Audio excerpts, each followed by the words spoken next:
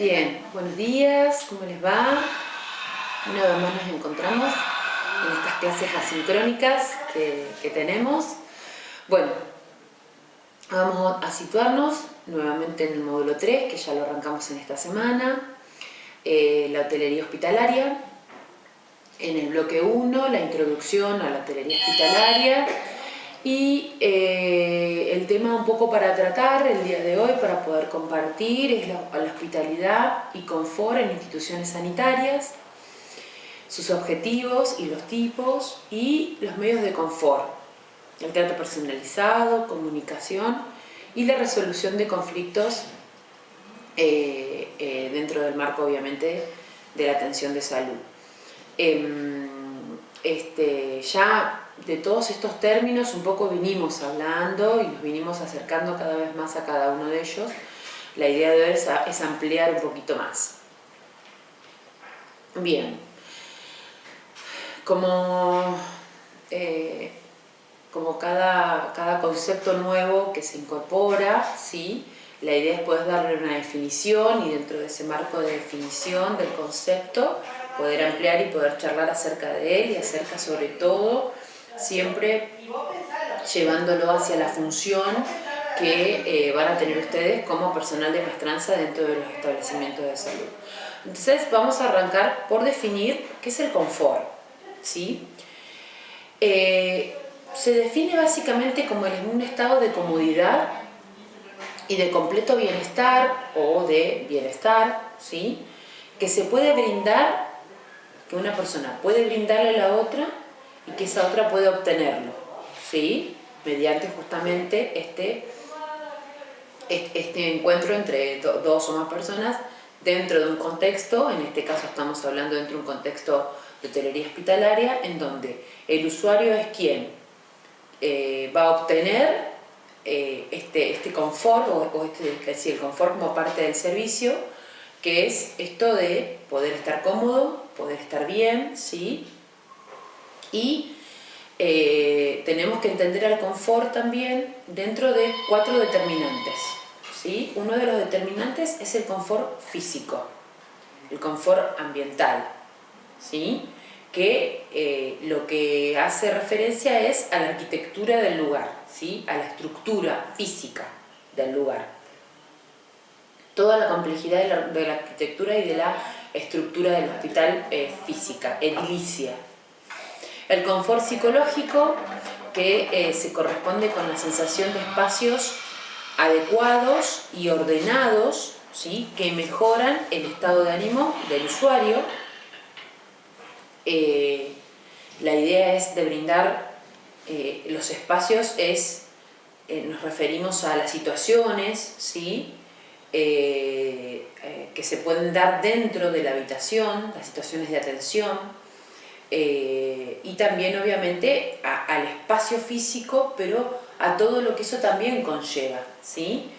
Del color por ejemplo, el color de las paredes que está pintada, esto de tener accesibilidad a la luz natural, a una buena ventilación, ¿sí? Todo esto también hace que el usuario o el paciente pueda obtener o pueda sentirse confortable psicológicamente, ¿sí?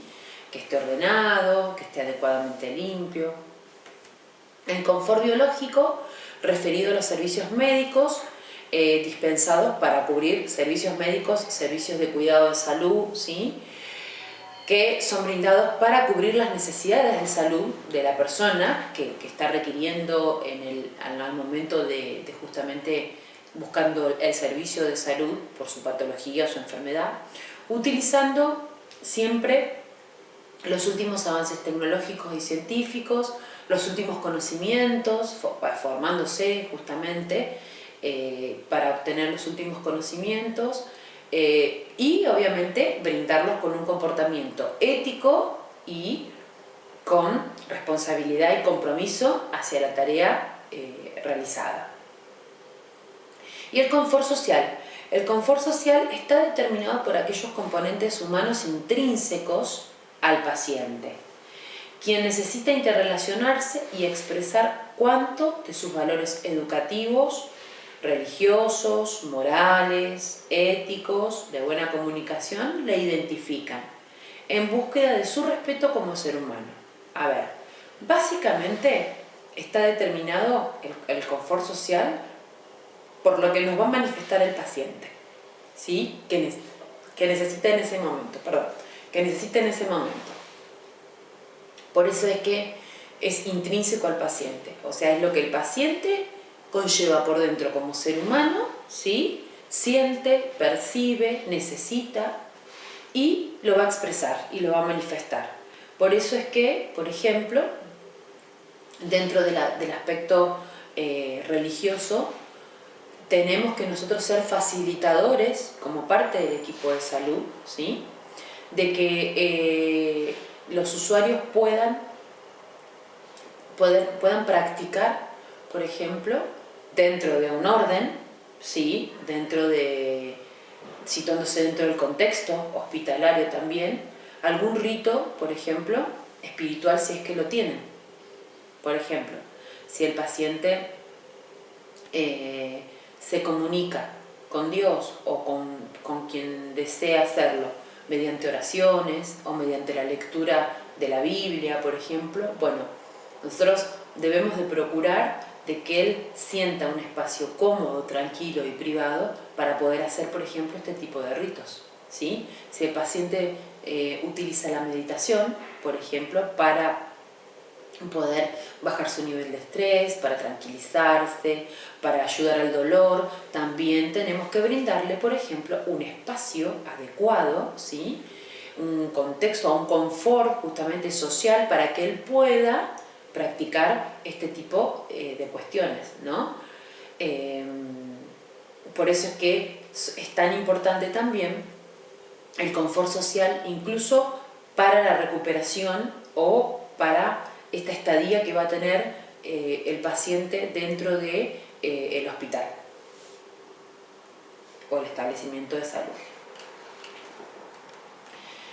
La satisfacción del usuario, ¿sí? Es el resultado de la relación entre dos factores importantísimos, porque hablamos mucho y el término satisfacción del usuario o la percepción de su de cómo percibe el servicio, si se encuentra satisfecho con lo que se le brinda. La palabra satisfacción ya salió, digamos, o se puso en el medio muchas veces dentro de los conceptos, dentro de los temas tratados muchas veces, pero por ahí todavía no dimos como una definición. Bueno, entonces, ahora lo que tenemos que tener en cuenta es esto, que la satisfacción del usuario es el resultante de dos factores. Las expectativas, ¿sí?, expresadas como la esperanza en la consecución y obtención de algo esperado. Básicamente la expectativa es eso, es lo que espera esa persona recibir, ¿sí? Mientras que exista la oportunidad de obtenerlo, ¿no? O sea, si el paciente o el usuario va a un centro, a un establecimiento de salud, a atender, por ejemplo, un dolor, una cierta dolencia, la expectativa que va a tener, ¿sí?, lo que va a esperar es que ese dolor se mitigue o se trate, ¿sí? Eso básicamente es la parte de la expectativa. ¿Y de dónde va a ir? Va a ir a un establecimiento de salud. Entonces, justamente, mientras existe esta oportunidad de obtenerlo, ¿a dónde tiene que ir a obtenerlo? A un lugar donde sabe que se lo van a poder brindar, ¿sí? Y el otro factor son los resultados del producto o de los servicios obtenidos, ¿sí? Del resultado del servicio que obtuvo, que le dieron. Se manifiesta en la consecución y realidad de un algo deseado y un logro obtenido, que fueron capaces de cubrir sus necesidades de salud. O sea, que es el resultado entre lo que el paciente esperaba recibir y lo que recibió. Si el paciente esperaba recibir X cuestión y recibió esa cuestión, vamos a tener un paciente altamente satisfecho. Ahora, si el paciente esperaba recibir cierto cuidado o cierta atención de salud y no la recibió, o bien la recibió en una medida que no le alcanzó, vamos a tener un paciente poco satisfecho o nada satisfecho, ¿sí? Por eso es que hablábamos en el encuentro anterior de que el paciente, el usuario, cuando va a un establecimiento de salud, la parte de que van a atender su dolencia o van a atender su patología y la van a tratar, eso él lo lleva ya internamente o lo llevamos incluso como pacientes. ¿Para qué acudimos a una clínica o a un hospital? Para que traten lo que nosotros tenemos. Vamos como con eso, ese camino como que ya está allanado, como que ya sabemos que va a ser así. Ahora, cuando el paciente o el usuario recibe aparte de eso que espera, el plus o el acompañamiento de todo lo que tiene que ver con el servicio de hotelería hospitalaria, que estuvimos hablando en la clase anterior, ahí es donde el paciente puede recibir ambas partes conjugadas, amalgamadas, y ahí es donde vamos a tener un paciente altamente satisfecho. María Antonia de Andrade Díaz en el 2003 dijo que la humanización depende de nuestra capacidad de comunicarnos y de dialogar con nuestros semejantes. ¿Por qué la citamos? Porque la idea justamente es que esta satisfacción que tenga el usuario, ¿sí?, esté íntimamente atravesada por la humanización de este cuidado, la humanización de este servicio que se va a brindar, ¿sí?, y esta capacidad de poder comunicarse con el otro, que tanto hablamos también en el módulo anterior de la comunicación y que vamos a seguir hablando también obviamente en este módulo. Esta capacidad de poder comunicarnos de manera empática, asertiva y de poder dialogar abiertamente con el otro es primero y principal con el protagonista que va a ser el paciente o el usuario, también con los otros que componen las organizaciones, ¿sí?, de salud. Pero bueno, esta es un poco la idea, que esta satisfacción se compone de estos dos componentes, de estos dos factores, pero que esté atravesada por una atención humanizada, empática, con buena comunicación y con buen diálogo con el otro.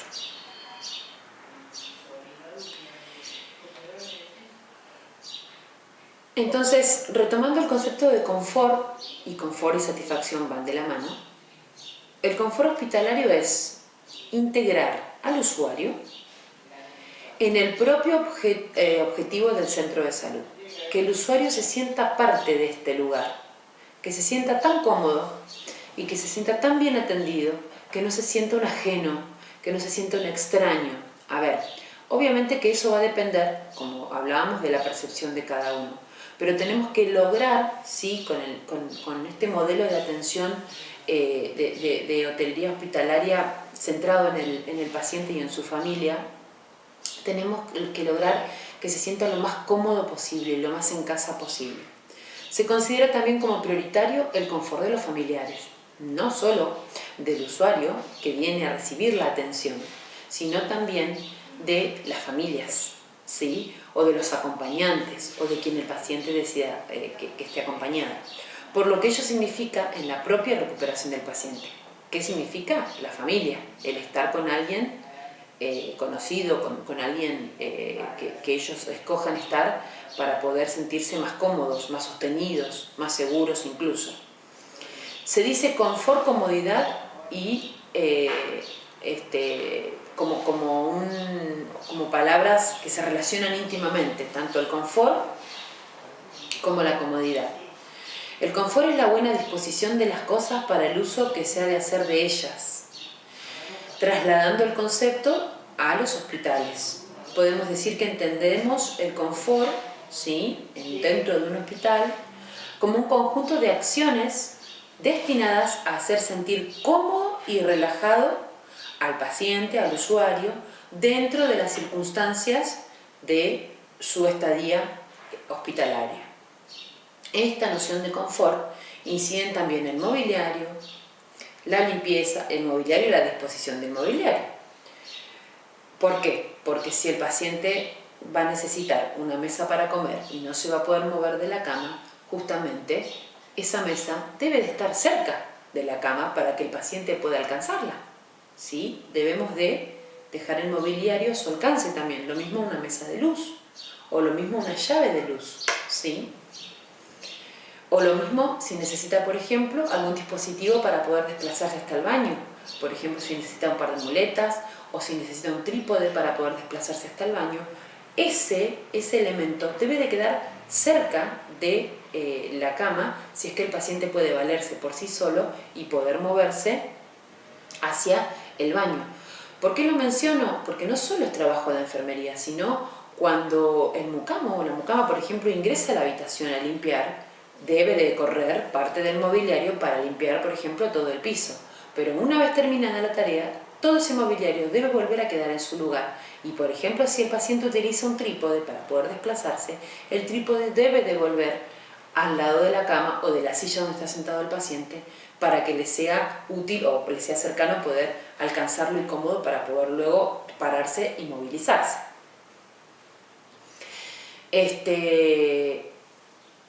Bueno, como decíamos, que dentro del confort inciden el mobiliario, la limpieza, el control del ruido, es fundamental el control del ruido en las organizaciones de salud. ¿Por qué? Porque muchas veces es por un alto nivel de ruido que los pacientes no logran descansar. Muchas veces creemos que los pacientes no descansan por distintos factores, por el dolor, por la incomodidad de estar en una cama que no es la de ellos, pero en la experiencia que yo muchas veces he tenido como enfermera, los pacientes lo que refieren es que a la noche escuchan mucha música, hay muchas luces prendidas, escuchan mucho ruido de celulares, escuchan muchas carcajadas, escuchan mucha gente hablando, ¿sí? Y esto es lo que muchas veces a ellos no les permite conciliar el sueño, no les permite descansar. Y tenemos que entender que descansar para un enfermo es sumamente vital e importante. Y el cuerpo, ¿sí?, requiere también, el cuerpo humano, de horas de descanso para poder funcionar adecuadamente. Imagínense si nosotros, o sea, si los que estamos sanos, que no estamos internados, necesitamos descansar una cierta cantidad de horas sin interrupción, sin luces, sin ruidos. Imagínense aún más para poder al otro día hacer nuestras actividades cotidianas de la vida. Imagínense aún más un paciente que está atravesando un proceso de enfermedad, ¿sí?, en donde tiene dolencias, en donde tiene dispositivos colocados como sondas, guías, aparatos conectados, entonces tampoco puede moverse libremente por ahí en la cama. Necesita, ¿sí?, que el ambiente en el donde está, ¿sí?, acostado y se dispone a descansar sea un ambiente acorde. Esto, con un control de ruidos, ¿sí?, que sea lo menos ruidoso posible, que tenga una temperatura adecuada, ¿sí?, dentro de la habitación, la humedad, la luz, ¿sí?, esto, tanto de poder tener luz artificial adecuada, una luz natural, ¿sí?, también que sea la adecuada, y al momento que no se necesite esta luz, que el paciente quiera descansar sin luz, también que esta luz no esté, ¿sí? Es sentirse seguro dentro de la habitación, sabiendo que nadie va a entrar, ¿sí?, a romper esta intimidad en el sueño, o nadie obviamente que no sea parte del equipo de salud que lo está atendiendo en ese momento, que ya no haya reconocido previamente, o que se sienta seguro de que incluso sus pertenencias van a estar seguras dentro de su habitación. Eso también es muy importante. Hay muchos pacientes que sienten mucha inseguridad debido a que sienten que pueden robarle adentro de las instituciones. Entonces también deben sentir esa seguridad, ¿sí?, que todas sus pertenencias están resguardadas.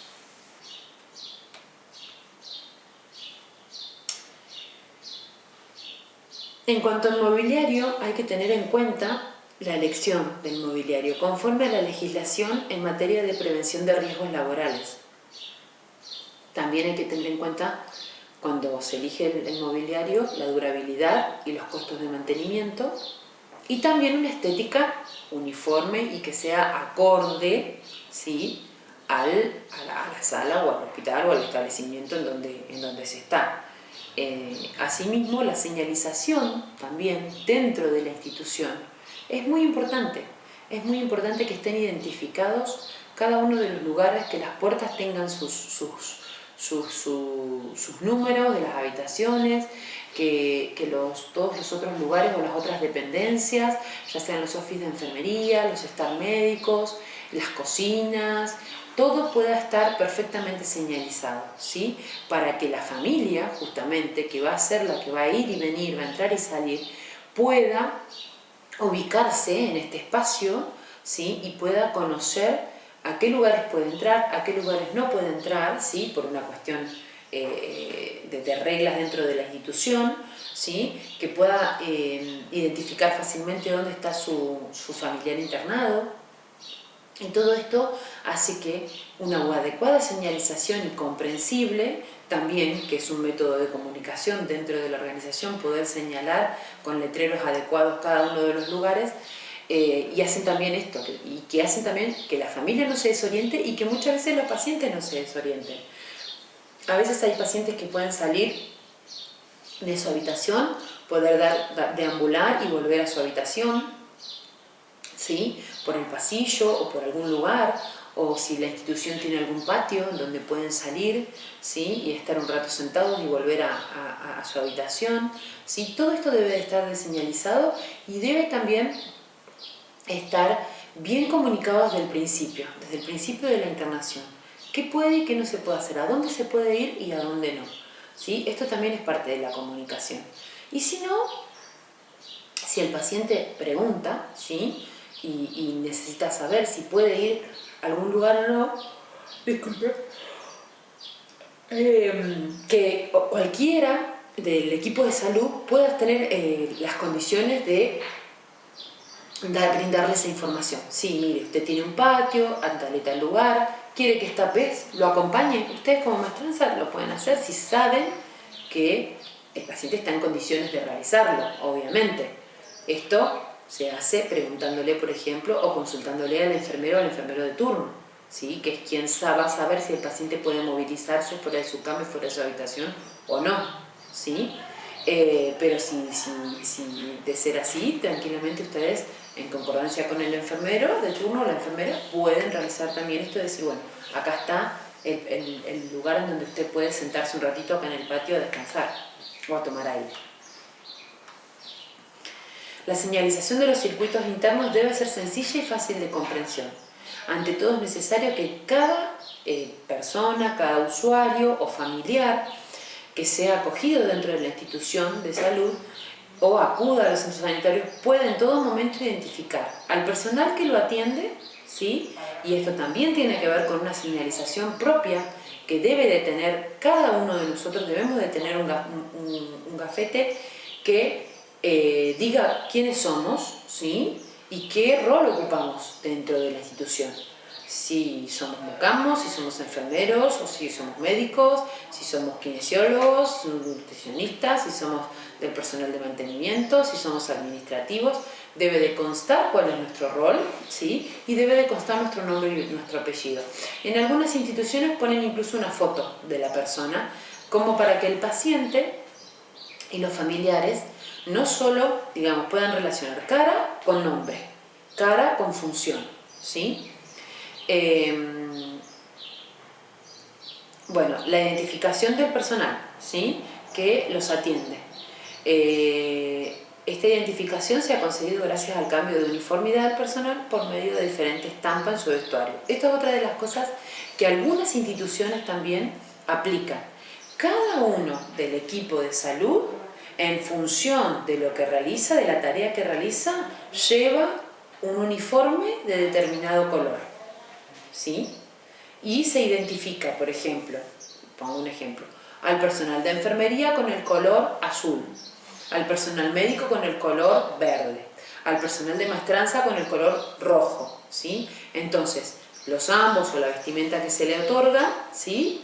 Por lo general tiene el color indicado de cada una de las funciones y muchas veces tiene bordado incluso el logo de el establecimiento de salud que pertenece, y ahí el personal se pone cada uno su identificación para que también conozcan su nombre, no solo que relacionen color con función que realizan, sino también que tengan el nombre y también la función escrita, ¿no?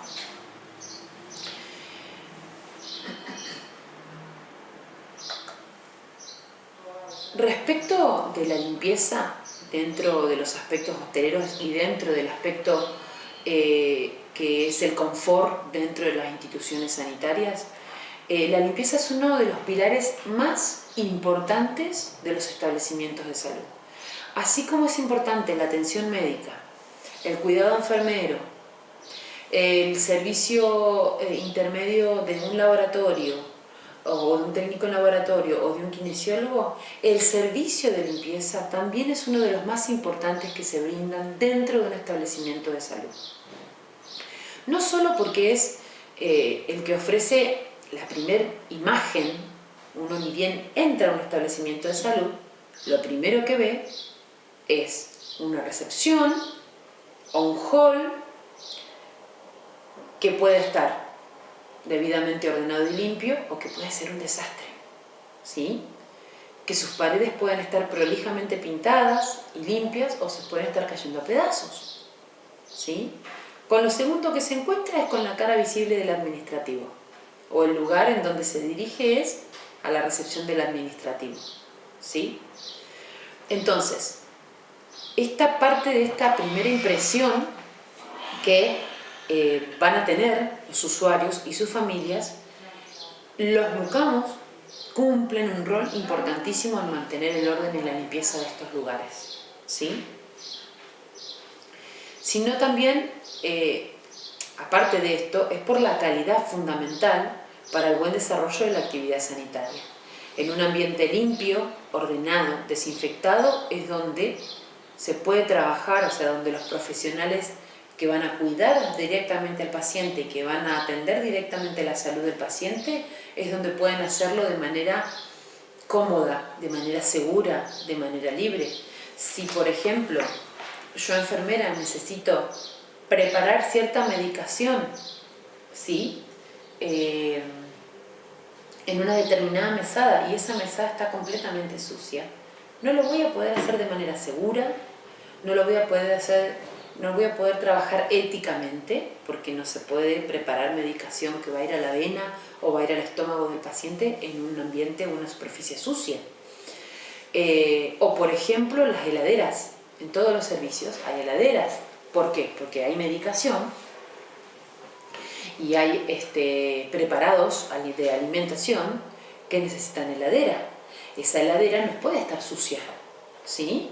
No puede tener chorriones de preparado o, por ejemplo, una maternidad, chorriones de leche, ¿sí? Que se le da a los bebés.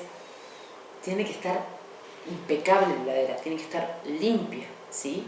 Entonces, ustedes, los mucamos, van a tener un rol importantísimo en ofrecer un ambiente limpio, seguro y desinfectado también para que el resto del equipo de salud pueda trabajar de manera segura, ¿sí? Y que sobre todo el paciente reciba un cuidado y una atención segura, ¿sí? Y obviamente que se sienta confortable en su lugar de estadía, ¿sí? La limpieza aplicada a un centro de salud se entiende como la implementación de una serie de sistemas y de métodos o de pasos, ¿sí? De limpieza adecuados al ambiente hospitalario en relación a las necesidades de las distintas zonas que tenga el establecimiento de salud. ¿Por qué adecuado a las distintas zonas? Porque no va a ser la misma limpieza que se va a realizar adentro de un quirófano, por ejemplo, que en un hall central o en un hall de bienvenida de los usuarios. No es el mismo proceso de desinfección que vamos a tener en un office limpio que en un office sucio. Después ustedes van a poder, más adelante en el curso, poder ver todas estas partes dentro de un establecimiento de salud. Pero no es la misma limpieza, ¿sí? Son los mismos pasos, no son los mismos tiempos, ¿sí? Entonces, por eso es que también va a depender muchísimo de los ambientes hospitalarios y las distintas zonas que les toque limpiar. La higiene hospitalaria y la limpieza son algunos de los elementos que la hotelería del centro de salud o del establecimiento de salud ofrece a sus usuarios como parte de un plan integral y tiene por objeto proporcionar un ambiente confortable, un ambiente cómodo, agradable, y seguro que contribuya a la pronta recuperación del paciente.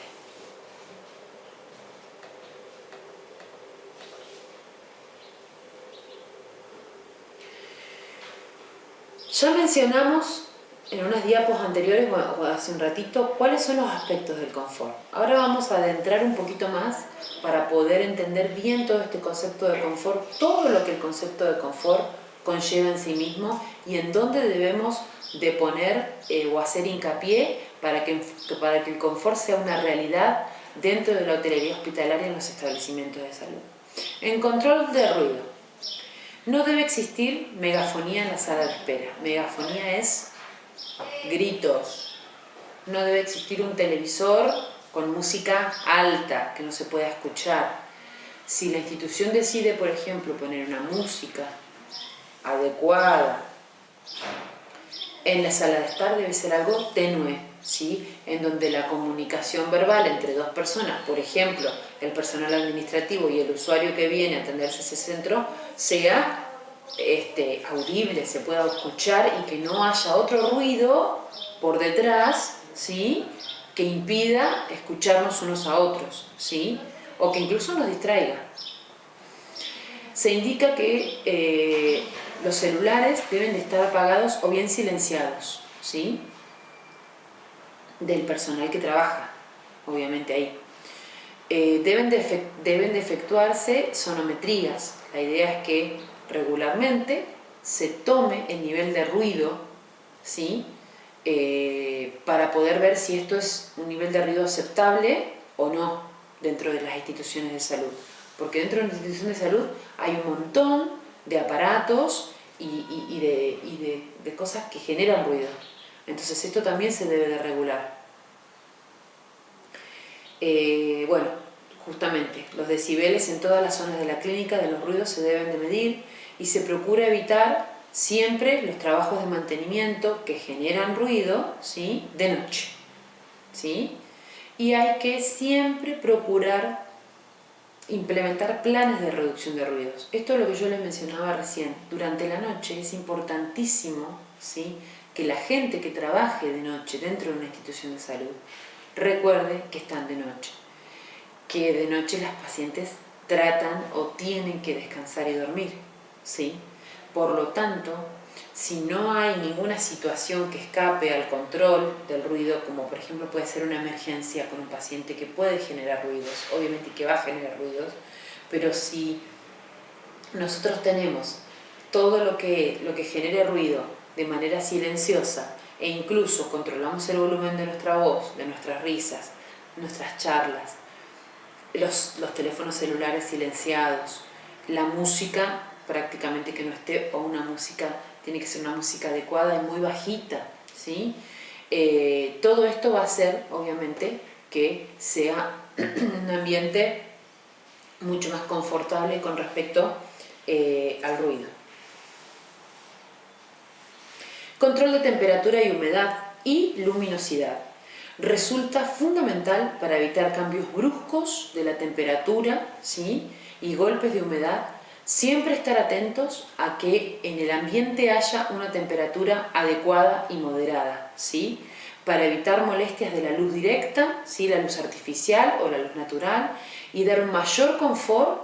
Lo recomendado es utilizar luces indirectas, ¿sí? Por ejemplo en los pasillos o en las salas o en las habitaciones, luces que no sean muy brillantes, más bien luces opacas, ¿sí? Y durante la noche tratar obviamente de que las luces de las habitaciones estén apagadas, ¿sí? E iluminar, por ejemplo, con luces tenues en los pasillos, ¿sí? Para que el paciente pueda obtener un ambiente acorde en cuanto a luminosidad para poder descansar, ¿sí? Y también obviamente la temperatura adecuada y la humedad de noche adecuada. Esto de ofrecerle también al paciente ropa de abrigo extra por si durante la noche tiene más frío, que pueda también taparse, ¿sí? La seguridad. La seguridad es importantísimo, es uno de los factores muy importantes dentro del confort, ¿sí? Del confort en la hotelería hospitalaria. Es importante disponer de un sistema de vigilancia por cámaras y de rondas periódicas de quienes se encarguen de brindar la seguridad dentro de la institución. La posibilidad de poner cajas de seguridad en todas las habitaciones también significa poder brindarle un mayor confort, mayor seguridad, ¿sí? Y eso se va a traducir en tranquilidad para las personas. Esto que también mencionábamos hace rato, el tema de que las personas puedan estar tranquilas y seguras de que sus pertenencias no van a correr ningún tipo de peligro en toda esta estadía, ¿sí? Que va a estar dentro de la institución de salud.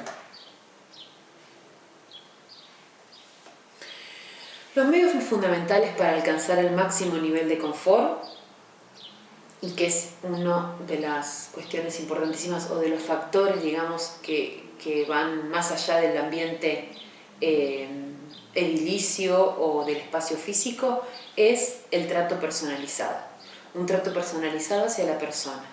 Conocer su nombre, conocer un poco su situación, poder aplicar la escucha activa, ¿sí? La comunicación asertiva, la posibilidad de elegir la información en momentos críticos y la resolución de los distintos reclamos de los pacientes. Esto un poco lo que hablábamos también en el módulo anterior de las quejas. Poder tomarnos un tiempito y escuchar esa queja, escuchar ese reclamo, poder repreguntar si hace falta y poder asegurar que esa queja y ese reclamo va a ser direccionado a quien corresponda para su conveniente gestión, ¿sí?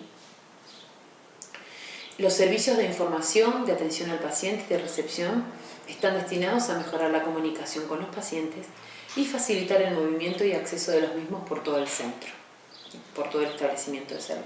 Dicho personal debe ser amable, debe ser cortés, agilizar los trámites administrativos o todo el tema del acompañamiento en el momento del ingreso a la institución.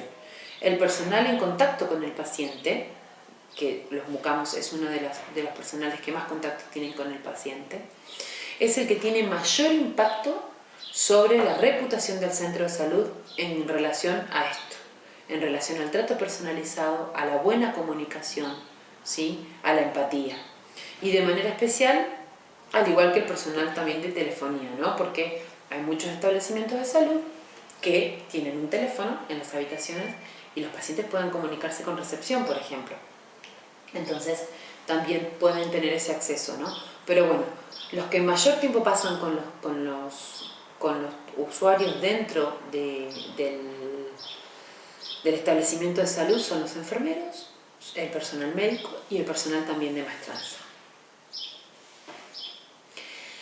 Sentirse y cómodo, o sea, que el paciente logremos que se pueda sentir cómodo y relajado dentro de las circunstancias, por ejemplo, de un ingreso, ¿sí? Al hospital o al establecimiento de salud, es muy importante.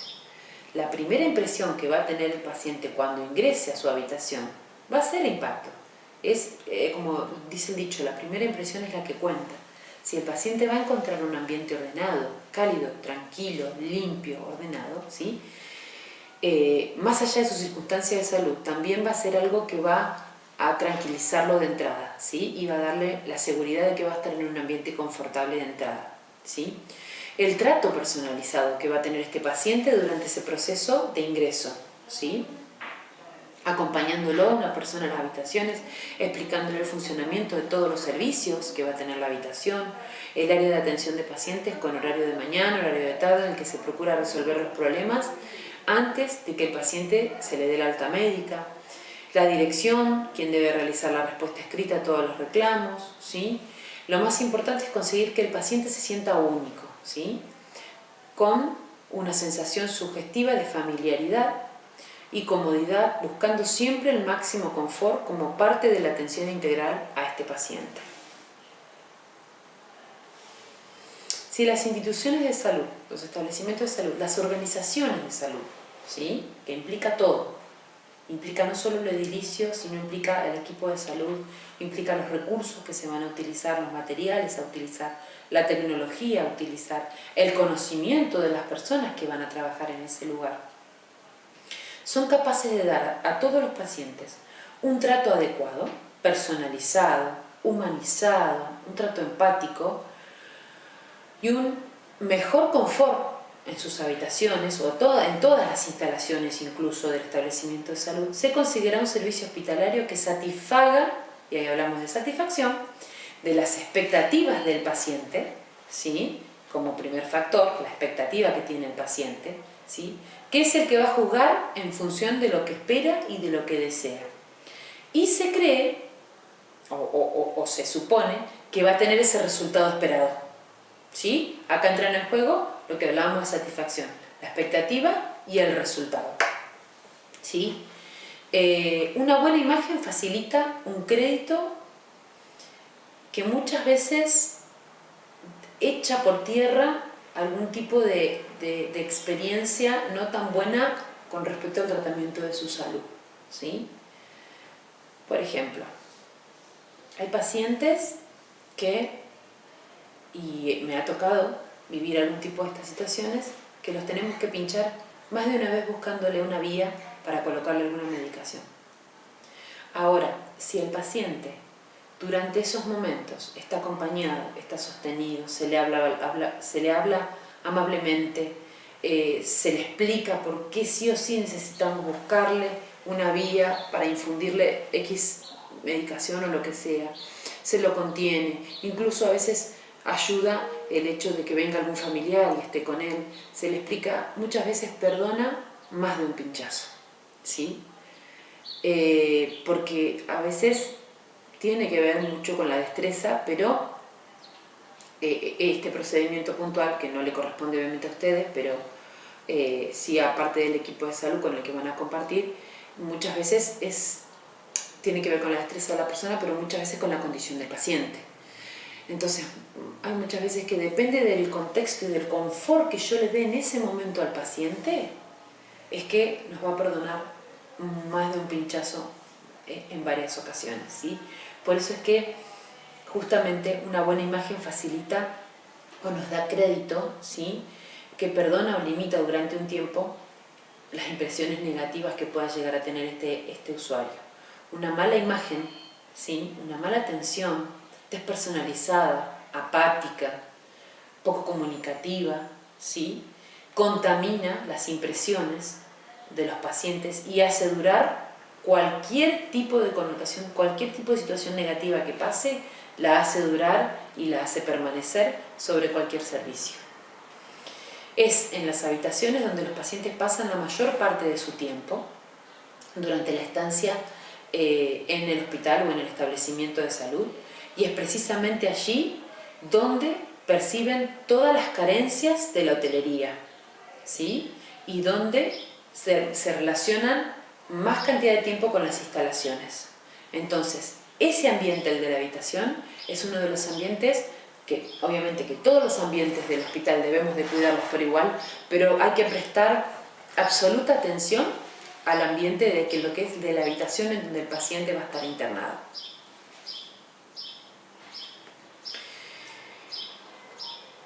Y acá hay otra cuestión que ya hablamos, otro tema que ya lo hablamos mucho, que es el de la comunicación, ¿sí? Y la comunicación también y la negociación, ¿sí? La idea es también, para poder brindar o para que el paciente se sienta cómodo y confortable, si hay momentos en los que se deben de negociar, ¿sí? Con el paciente o con el usuario ciertas cuestiones, obviamente que la comunicación va a ser la herramienta fundamental para la negociación, pero es aquí en donde también debemos de prestar muchísima atención, o donde debemos y tenemos que poner en práctica todo lo aprendido acerca de la comunicación organizacional hasta este momento. La buena comunicación es la clave para el éxito en la gestión personal y profesional, ¿sí? Imprescindible para convivir. Siempre hablamos dentro del contexto, obviamente, que es lo que nos trae este curso, de un establecimiento de salud, de una organización de salud, ya sea con los pares del equipo de salud, con los compañeros o colegas, y obviamente también con el protagonista, que es el paciente y la familia. Entonces, es imprescindible para convivir y necesaria para el desarrollo de todas las organizaciones. Sin embargo, el proceso de comunicación no es solo brindar información, como ya estuvimos viendo en las clases pasadas, sino también es esto de poder intercambiar mensajes, tener este proceso de retroalimentación, este proceso de escucha activa, este ida y vuelta, ¿sí? Y también de brindar algunas concesiones dentro del proceso de comunicación. No solamente impartir o imponer lo que yo pienso y lo que yo digo, sino también poder recibir lo que el otro tiene para decirme, ¿sí? O la respuesta que tiene para darme, y en función de eso, mediante la negociación, poder tener puntos de encuentro, ¿sí? Y que cada parte pueda hacer concesiones para que el proceso de comunicación se pueda dar y la negociación llegue a un buen término. Allí aparece la negociación para la eliminación y la disminución de cualquier tipo de conflictos, ya sea dentro de la organización, entre el equipo de salud o como con parte del equipo de salud y también el paciente y la familia. Pero sobre todo para el logro de acuerdos en beneficio de quienes están involucrados, ¿sí? En la situación que se dé para negociar.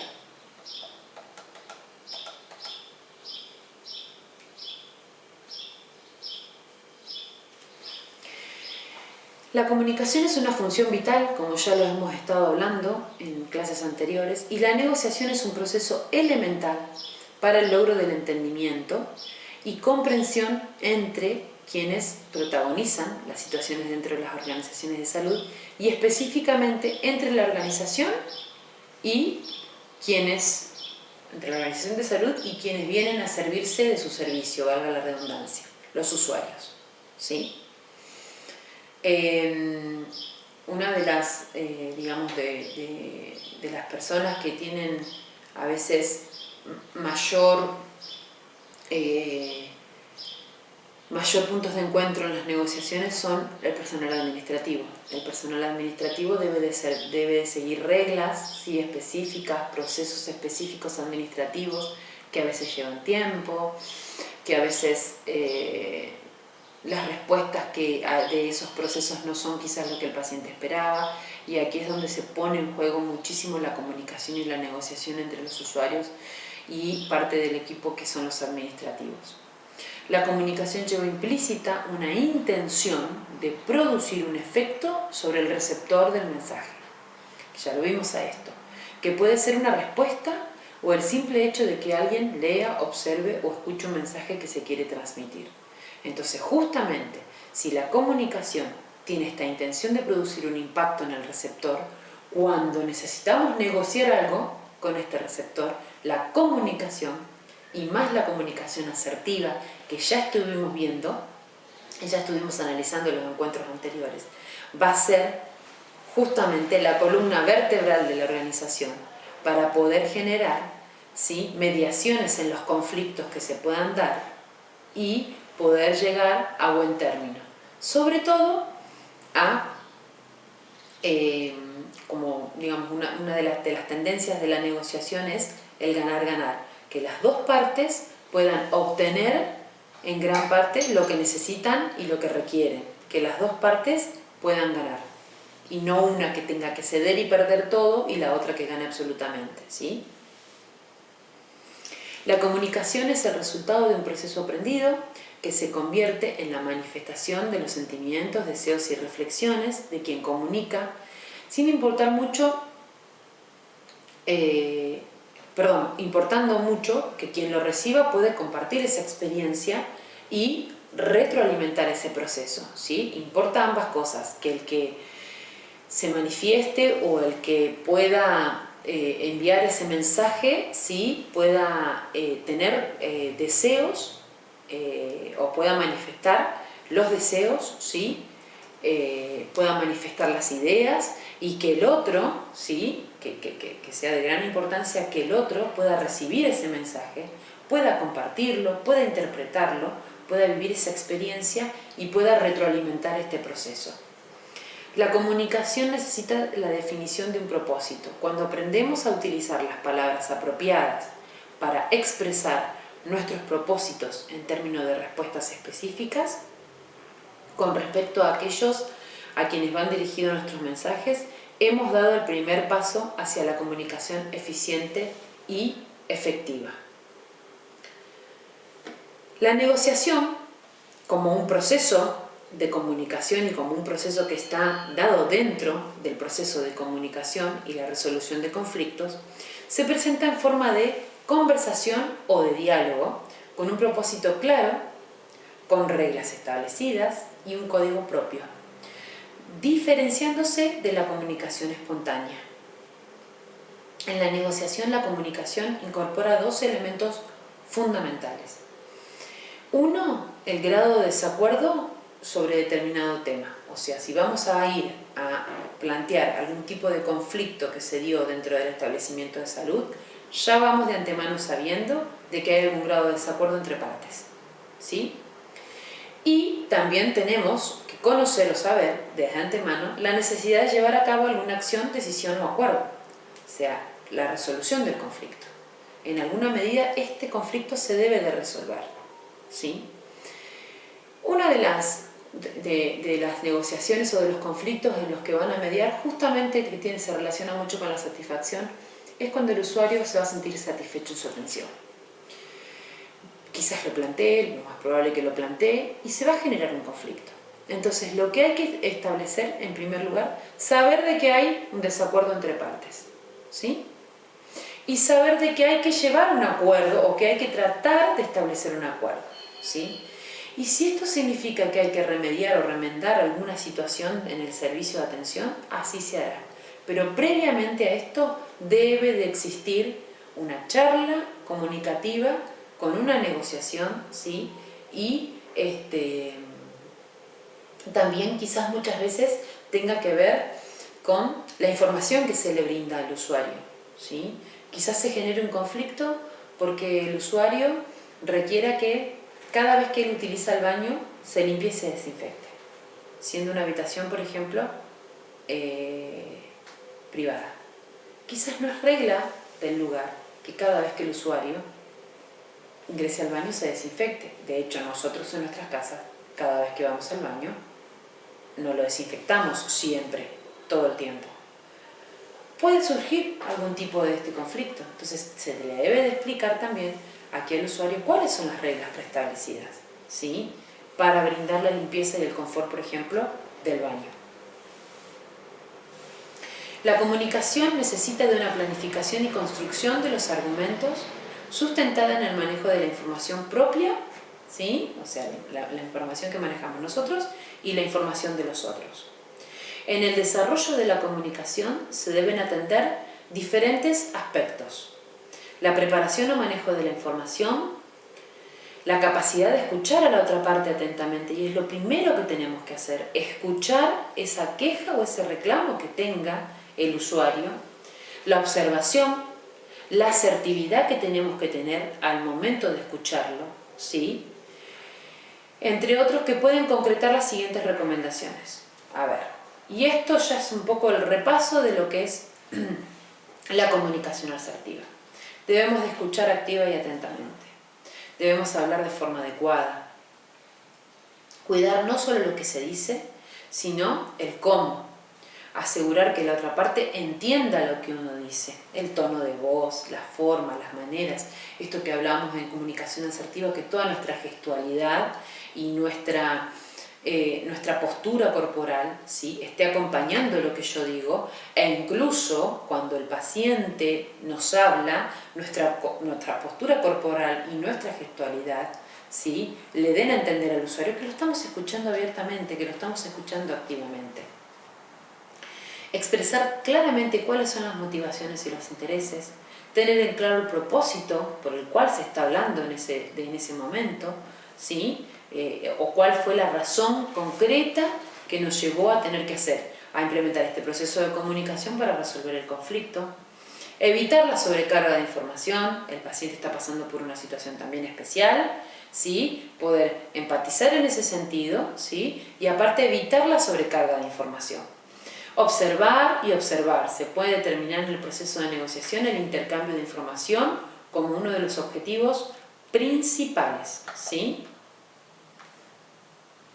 El manejo de la información siempre garantiza el éxito en los acuerdos. Es por ello que debe concentrarse en mantener en claro los objetivos de la comunicación y garantizar que en todo el proceso comunicativo las partes siempre van a estar aportando información valiosa y no saturando de información que sea innecesaria y que incluso contamine un poco este proceso de comunicación y de negociación y que justamente haga que los resultados no sean los esperados por las dos partes, ¿no? Que se den resultados en donde las dos partes no queden conformes. Cuando se presentan estas situaciones, el chequeo de la repregunta muchas veces es un instrumento válido, o sea, repreguntar. Pero usted lo que me está diciendo es que esta situación así, así, así, la vivió así. Usted me dice que la persona que vino y le gritó o elevó el tono de voz, usted me dice que ayer durante toda la noche no le apagaron la luz de su habitación, por ejemplo, ¿sí?